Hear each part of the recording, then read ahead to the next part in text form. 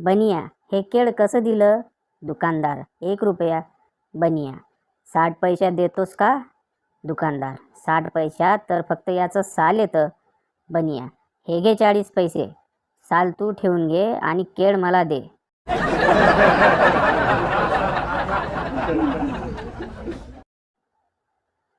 गण्या एका मुलीला मिनी स्कर्टमध्ये पाहतो आणि विचारतो, तुला आई ओरडत नाही का?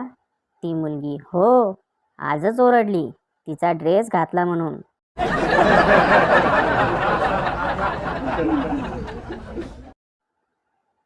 राजू, अरे विजू, तुला कधी कोणी मूर्ख भेटलाय?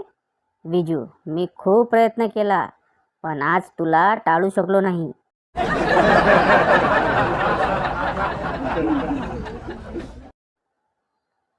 जोशी काकूंच्या दारावर चिंटू टकटक करतो. जोशी काकू, कोण आहे? चिंटू, मी.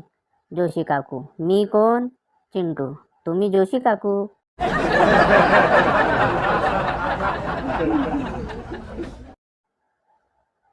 गोल्या, गण्या, मले सांग, उत्तरपत्रिकेत सर्वात अगोदर काय लिहू बे?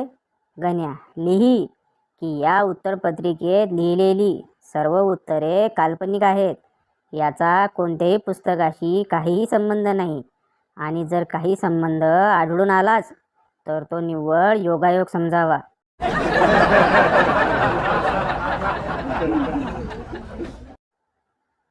दुखणारं मन आणि गुलाबाचे काटे यात फरक एवढाच की दुखणाऱ्या मनाला आवर घालता येत नाही आणि गुलाबाला तुझा काटा टोचतो हे सांगता येत नाही.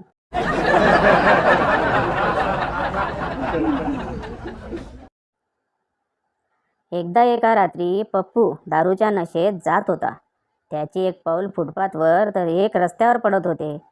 पाठीमागून येणाऱ्या हवालदाराने पप्पूला काठीने मारत विचारले, काय रे, इतकी प्यायला कोणी सांगितली? पप्पू स्वतःला सावरत म्हणाला, आठवण करून दिल्याबद्दल धन्यवाद.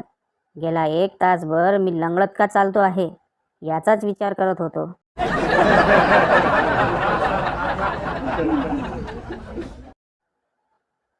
पप्पू आणि प्रेयसी दोघे झेड ब्रिजवर बसलेले असतात. प्रेयसी, दारू पिल्यावर ना तू खूप हँडसम दिसतोस रे.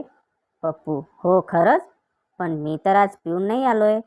प्रेयसी, गपे शेंबड्या, मी तर पिऊन आले ना.